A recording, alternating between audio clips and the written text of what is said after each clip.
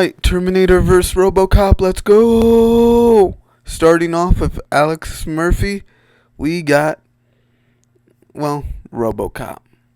Robocop is extraordinarily slow, but he makes up for it with his power, as seen where he destroys Ed 209. He's also extraordinarily durable with him surviving a rocket launcher, blowing up the car he's in with, the explosion of the car, hurting him more. And surviving this,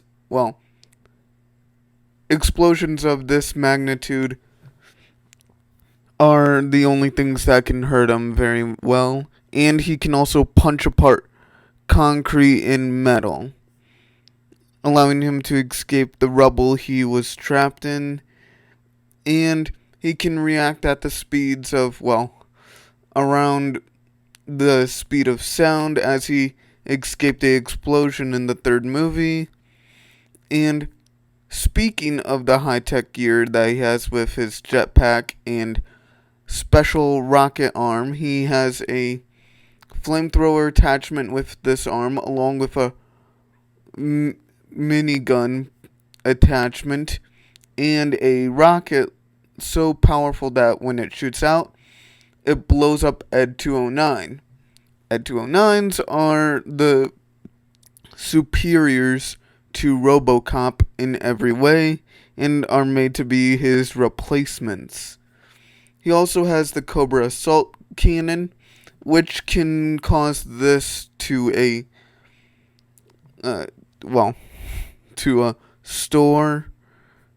And now moving on to the T-800, the Terminator. For this, we're going to use the Genesis scaling because in Dark Fate, the T-800s are scaled backwards, like the Old Man Terminator, or Arnold Terminator,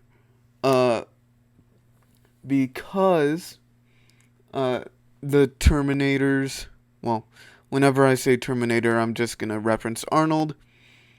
Because of Genesis scaling, he would have the special metal and new physical power than the old Terminators, but it wouldn't be a better increase overall. It would just be considered a upgrade. You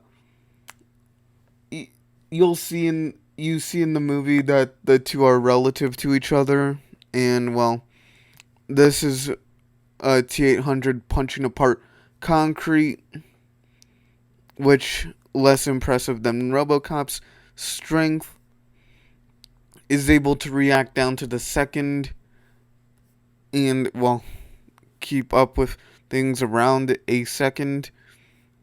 And, the T-800s, their durability is dog crap, with them being able to be blown up by a rocket launcher, and in the movies, their durability is far lesser, with them being blown up by a pipe bomb. And like I said, in Genesis, it's a slight boost in power, so it could help them from being blown up by the hydrogen bomb battery inside of them. They have two of them. They expire over long periods of time, and as such, they are still susceptible to being blown up.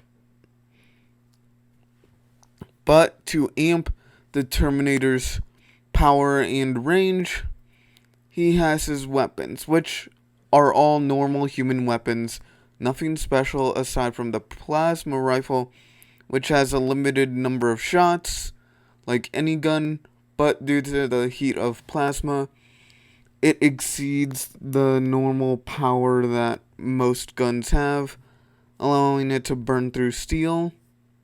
So, what about the fight? Let me just say this.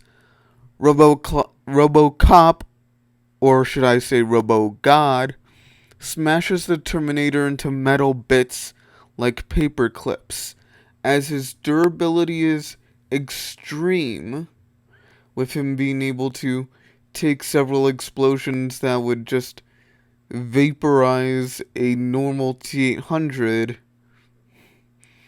And, well, some might say, well, what about Terminator having more flexibility and speed while running? Robocop can shoot bullets out of the air and also can outpace explosions with the jetpack on. It's not a very smart idea. Well, not very smart to try and say that Robocop would lose to someone who is far slower than him. And others might say, well, what about the plasma gun? It could probably shoot at the speed of light, which probably, but if we give this to Terminator,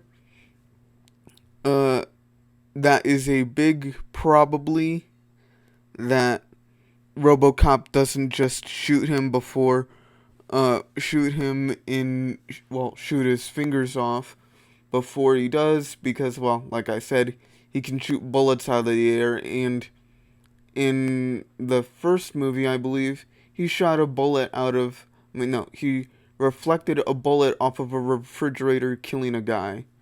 So, yeah, Terminator RoboCop wins.